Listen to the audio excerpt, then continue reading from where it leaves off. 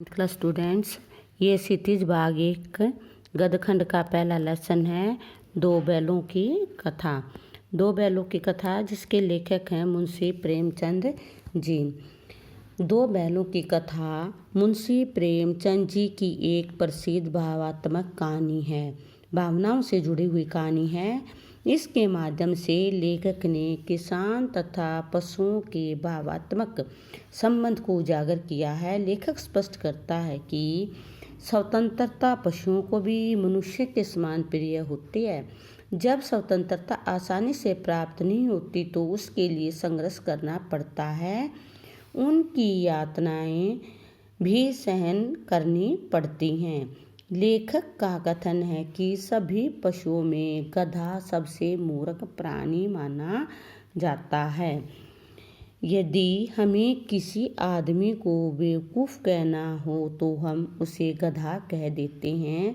पीटे जाने पर अन्य जानवर क्रोधित होकर अपनी प्रतिक्रिया व्यक्त कर देते हैं, पर गधा कभी क्रोध नहीं करता। वह चुपचाप मार खा लेता है और सड़ी घास भी खा लेता है। सुख दुख हानि लाभ किसी भी दशा में उसे बदलते हुए नहीं देखा गया। उसका स्वभाव हमारे ऋषि मुनियों जैसा है। इसी प्रकार की दशा विदेशों में रह रहे भारतीयों की भी है। वे भी विदेशियों द्वारा किए जाने वाले अत्याचारों को गधे की भांति चुपचाप सहन कर लेते हैं।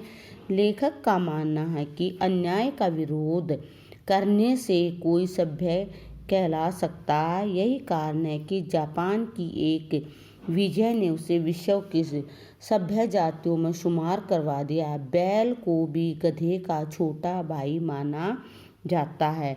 बैल को किसका छोटा भाई माना जाता है? गधे का छोटा भाई माना जाता है। लोग अक्सर उसके लिए बछिया का ताऊ शब्द का प्रयोग करते हैं। कौन से शब्द का? बछिया का ताऊ। फिर भी बैल गधे के विपरीत हैं, क्योंकि वह कभी कभी मारता भी है और अड़ियल भी बन जाता है। वह गधे से कुछ नीचे है। जूरी नामक, अब स्टोरी शुरू होती है।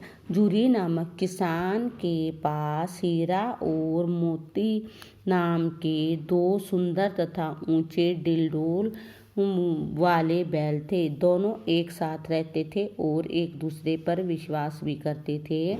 यही नहीं, वे मुख भाषा द्वारा विनिमय भी कर सकते थे। कभी कभी वे एक दूसरे पर विश्वास भी करते थे। कभी कभी वे एक दूसरे को चाट कर सूंघ कर एक दूसरे के प्रति अपने प्रेम को प्रदर्शित करते थे। जब ये दोनों बैल हल या गाड़ी में जोत लिए जाते तो प्रत्येक बैल की कोशिश होती थी कि ज़्यादा से ज़्यादा बोझ उसकी गर्दन पर हो। संयोग की बात है कि एक बार जूरी ने अपने बैलों को ससुराल भेज दिया। जूरी के साले का नाम गया था। जूरी के साले का नाम क्या था? गया था। जूरी ने अपने बैलों को कहाँ भेज दिया? अपनी ससुराल भेज दिया। और जूरी के साले का नाम गया था। जूरी के साले का नाम क्या था? गया था। जूरी के पास हीरा मोती दो जो बैल थे वो बहुत ही सुंदर थे और उन्होंने एक दिन उनको अपनी ससुराल भेज दिया। मानो ये बैल इस बात का विरोध कर रहे थे कि उनको गया के साथ क्यों भेजा जा रहा है। किस बात का विरोध कर रहे थे? कि उनको गया के साथ क्यों भेजा जा रहा है या बेच दिया गया है। मानो ये बैल इस बात का विरोध कर रहे थे कि उनको गया के साथ क्यों भेजा। मानो ये बैल इस बात का विरोध कर रहे थे, साथ क्यों भेजा जा रहा है। साय को जब नए स्थान पर पहुँचे तो उन्होंने पराया सा लगा। भूखे होते हुए भी उन्होंने कुछ नहीं खाया। दोनों ने मुख भाषा सलाह की और रात को रस्सियाँ तोड़ डाली और आज़ाद हो गई। क्या किया दोनों बैलों ने? रात को रस्सी तोड़ दी और आज़ाद होकर भाग गए। दोनों ने मुख भाषा में सलाह की और रात को रस्सियाँ तोड़ दी, आज़ाद होकर भाग गए। झुर्री ने प्रातःकाल उठते ही दोनों बैलों को चरनी पर देखा। चरनी जहाँ पर वो चारा खाते थे, चरनी पर देखा। उन्हें देखकर झुर्री स्नेह से गदगद हो गया और दौड़ कर उसने उन्हें गले लगाया और प्यार किया। घर व गांव के लड़के भी तालियां बजाकर उनका स्वागत करने लगे। कोई उन्हें रोटी खिला रहा है तो कोई गुड़, कोई चोकर और कोई भूसी। सभी ने बैलों को अत्यधिक प्रशंसा की, लेकिन झुर्री की स्त्री बैलों को घर आया देखकर जल उठी। उसने उनको नमक हराम भी कहा। किसने कहा नमक हराम? झुर्री की पत्नी ने।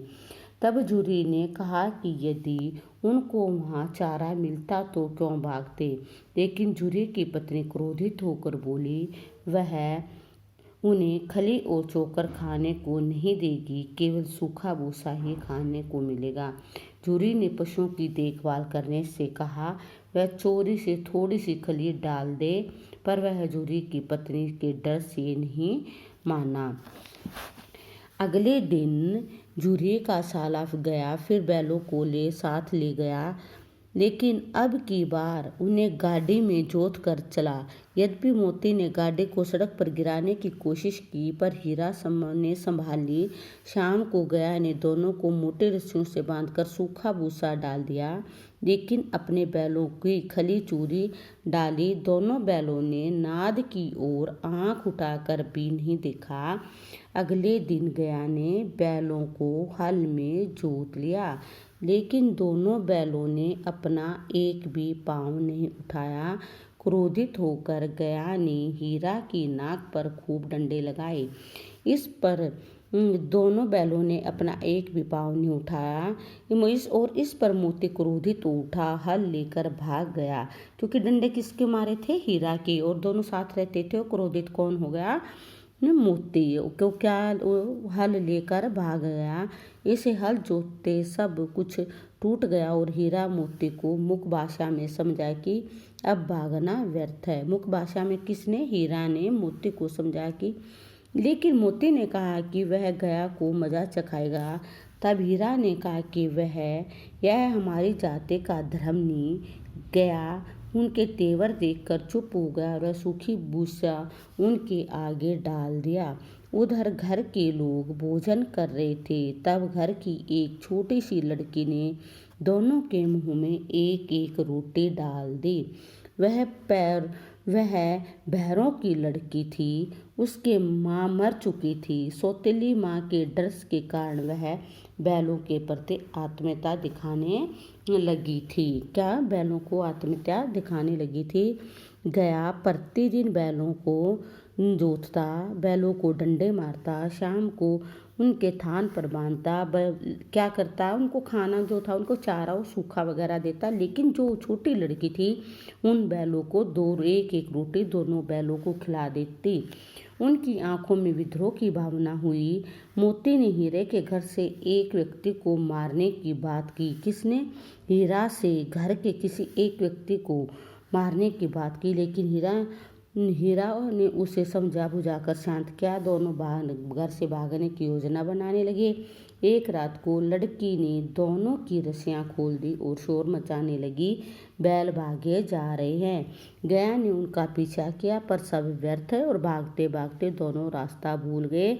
दोनों भूख से व्याकुल थे। एक नए गांव के खेत के अंदर खाना खाने लगे। जब दोनों का पेट भर गया तो दोनों मस्ती से खेलने लगे। जब दोनों बैल मस्ती कर रहे थे, उन्हें सामने एक सांड आता दिखाई दिया। मोती ने वहां से भागने की सलाह दी, लेकिन हीरा ने कहा कि भागना कायरता है। दोनों मिलकर योजना बनाई। हीरा सामने से भिड़ेगा और मोती पीछे से वार करेगा। दोनों की योजना के अनुसार कार्य किया और सांड को जख्मी कर दिया। वहां से भागते भागते वह गिर पड़ा। तब मोती ने सांड को फिर मारने की बात कही। इस पर हीरा ने कहा कि शत्रु पर वार कौन से? जो गिर गया शत्रु, उस पर वार नहीं करते, उन्हें घर में भी लूटना है। परंतु घर लूटने से पहले फिर मटर के खेत में घुस गए। तभी दो आदमी वहां लाठियां ले आए और उन दोनों को घेर लिया। और क्या? हीरा और मोती बच निकले। तभी खुद खुर कीचड़ में धंस गए, वह भाग नहीं पाए। मोती को क्या किया, उन्होंने मोती को पकड़ लिया, और जब मोती को पकड़ा तो हीरा भी वापिस आ गया। दोनों को पकड़कर मवेशी खाना का कौन सा होता है, जहाँ पशुओं को बांध कर रखा जाता है। मवेशी खाने में दोनों बैलों का दिन भर भूख का सामना करना पड़ा। वहाँ कुछ और भैंस, बकरी, गधे, घोड़े आदि भी थे। वे इतने कमज़ोर हो गए थे कि खड़े भी नहीं हुआ जाता था। दोनों जो उस मवेशी खाने के अंदर बकरी, गाय, भैंस, घोड़े, मुर्गे या जो भी चीज़ रहते थे, वो इतने कमज़ोर हो गए थे खाने की कमी के अभाव के कारण कि उनसे क्या होता था, चला भी नहीं जाता था। ये सारी बातें देखकर हीरा और मोती के मन में ज्वाला भड़क उठी, और उन्होंने क्या किया, अंत में दोनों ने सलाह करके उसकी जहाँ पर वो रखे गया था, वो कच्ची दीवार थी, उस कच्ची दीवार को गिरा दिया।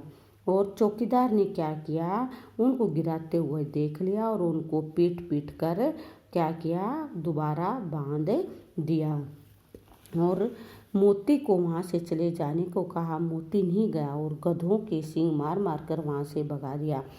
दीवार को गिराने के बाद सभी पशुओं को अपनी मुख्य भाषा में वहाँ से भागने के लिए कहा, लेकिन वो नहीं भागे। मोती वहाँ खड़ा रहा। दोनों बैल एक सप्ताह तक बांध कर रखा गया। उन्हें चारे के नाम पर एक भी तिनका नहीं दिया गया। एक बार पानी अवश्य पिला दिया जाता था। वे इतने कमज़ोर हो गए थे कि खड़ा भी नहीं हो पाते थे। दोनों बैलों को नीलाम कर दिया गया। एक दड़ियल आदमी ने उन्हें खरीद लिया। कैसे आदमी ने? दड़ियल आदमी ने उन्हें खरीद लिया। उसकी आंखें लाल व मुद्रा अत्यंत कठोर थी। तब हीरा ने कहा कि हमने व्यर्थ हो ही गया कि घर को छोड़ा। उन्हें लगा कि वह आदमी उन्हें जाना पहचाना है, और कैसा है कि वो आदमी उनके साथ अच्छा व्यवहार भी नहीं करेगा। अब दोनों की थकान कुछ कम होने लगी। इसी रास्ते से गया को लेकर गया था। वही खेत, वही बाग, वही गांव नजर आने लगा, और उन्हें कुआं नजर आया। वह पुर चलाने का काम करता था। पुर चलाने का मतलब कोल्लू का काम करता था। यह सब देखकर मोती ने हीरा से कहा कि घर अब नज़दीक आ गया है। आखिर दोनों बछड़े के समान कुलेल मारते हुए घर की ओर दौड़ने लगे। दोनों थान पर आकर खड़े हुए। थान पर आकर जहाँ पर उनके कौन बांधता था? उनका मालिक बांधता था। दड़ियल भी उनके पीछे चला आ रहा था। झूरी दीवार पर बैठा धूप सेक रहा था। उसने दौड़कर दोनों बैलों को गले लगाया तो और रोने लगा। दड़ियल ने आकर दोनों बैलों की रस्सियों को पकड़ लिया और कहा कि वह उन्हें मवेशी खाने से खरीद कर लाया है। जब वह बैलों को जबरदस्ती ले जाने लगा तो मोती ने उसे सींग मारा और उसका पीछा करने लगा। दड़ियल डर कर भाग खड़ा हुआ। गांव के बाहर उसने गालियां दी और पत्थर फेंकने लगा। गांव के लोग यह सब तमाशा देखकर हंसने लगे। अंत दड़ियल वहाँ से चला गया। तब हीरा और मोती ने फिर मुख्य वार्तालाप किया। दोनों के लिए खाने का प्रबंध हो गया। अब जूरी ने दोनों को सहलाया और उनकी पत्नी ने भी दोनों को प्यार से क्या किया? चूमा। ये एक ऐसी स्टोरी थी जिसमें दो बैल अपने मालिक से बिछड़ने के बाद अपने आप को अनाथ समझने लगे थे, क्योंकि वो जिस घर पे गए उस घर पर उनके साथ अच्छा व्यवहार नहीं होता था। तो ये दो बैलों की जो कथा थी ये मुंशी प्रेमचंद के द्वारा लिखी गई थी।